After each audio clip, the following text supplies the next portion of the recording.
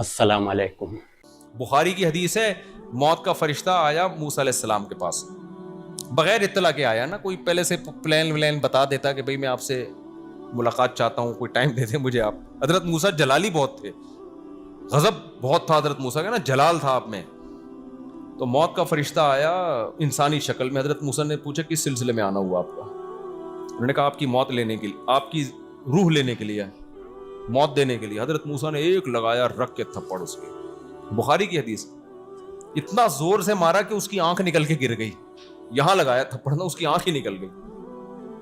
وہ اللہ کے پاس گیا اور اللہ میاں سے کہا اللہ تو نے کس بندے کے پاس مجھے بھیجا ہے؟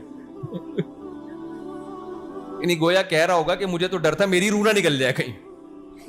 بخاری کی حدیث ہے کہ موسیٰ علیہ السلام کی روح قبض کرنے فرشتے آئے تو موسیٰ علیہ السلام نے ان کو تھپڑ مار دیا، لافہ مار دیا منہ پہ، ایک آنکھ پھوٹ گئی فرشتے کی اور فرشتے ریٹرن چلے گئے۔ یہ حدیث ہے۔ اب آپ اس حدیث کو قرآن شریف پہ جانچیے، قرآن سے دیکھیے کہ یہ بات درست ہے۔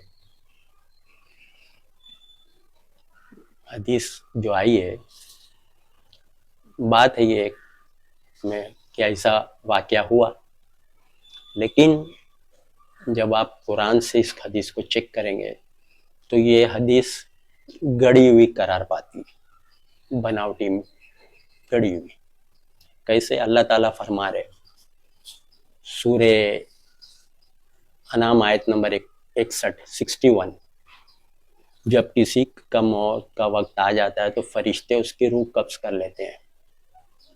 موت کی گھڑی آ جاتی ہے تو فرشتے اس کی روح قبض کر لیتے ہیں اور کوئی کوتاہی نہیں کرتے، کوئی کوتاہی نہیں کرتے، اللہ بول رہے ہیں سورہ انعام آیت 61۔ اور سورہ انبیاء میں بھی ہے آیت نمبر 27 کہ فرشتوں کو جو حکم دیا جاتا ہے وہ اس پہ عمل کرتے ہیں، ہے نا، اللہ فرما رہے قرآن میں۔ اور سورہ اعراف میں بھی ہے آیت نمبر 34 کہ موت کا وقت آ جاتا ہے تو ایک گھڑی آگے نہیں، ایک گھڑی پیچھے نہیں۔ اب آپ سوچئے، اس حدیث کو جانچیے تو اللہ نے آرڈر دیا جاؤ موسیٰ علیہ السلام کی روح قبض کرو، ہے نا۔ فرشتے اللہ کے حکم کے بغیر اترتے بھی نہیں۔ اللہ نے بولا جاؤ موسیٰ علیہ السلام کی روح قبض کرو، تو فرشتے آئے، قبض نہیں کیے، ریٹرن ہو گئے۔ آیت کٹ ہو گئی نا، آیت رد ہو گئی۔ فرشتے کو جو حکم دیا جاتا ہے اس کی وہ تعمیل کرتے، کوئی کوتاہی نہیں کرتے۔ آیت کٹ گئی، رد ہو گئی آیت۔ اگر وہ حدیث مانیں گے تو آیت رد، اور اللہ کی آیت مانیں گے، بات جو قرآن میں اللہ بول رہا ہے وہ مانیں گے تو حدیث رد۔ حکم کی تعمیل نہیں کی نا، فرشتے ریٹرن ہو گئے۔ پھر سورہ اعراف میں 34 میں جو ہے کہ ایک گھڑی آگے نہیں، ایک گھڑی پیچھے نہیں۔ تو بھائی وہ جب آئے فرشتے تو موت کے وقت ہی آئے نا، ایک گھڑی آگے نہیں پیچھے نہیں، اللہ بول رہے ہیں تو آگے پیچھے ہو گیا نا وقت۔ ایک گھڑی آگے پیچھے نہیں، یا تو ریٹرن ہی ہو گیا تو گھڑی تو جانے دو، اب دنوں گزر گئے، مہینوں جو بھی ہو، XYZ، تو یہ آیت بھی کٹ گئی کہ ایک گھڑی آگے نہیں پیچھے نہیں۔ تو پتہ کیا چل رہا ہے؟ یہ جھوٹ بات ہے، جھوٹی حدیث ہے، سمجھے، قرآن کے خلاف جاری ہے۔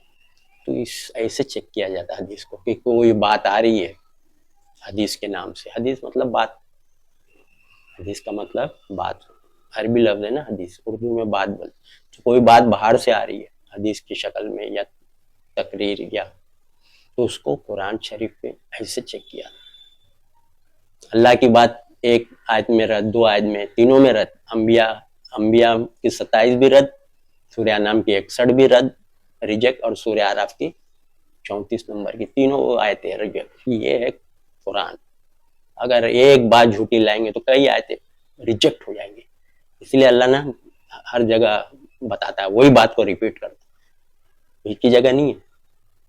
یہی بات سورہ فاطر میں بھی ہے، آیت نمبر 11 میں، کہ موت کا وقت آ جاتا ہے تو آگے نہیں پیچھے نہیں، غلطی نہیں، کوتاہی نہیں، کچھ بھی نہیں۔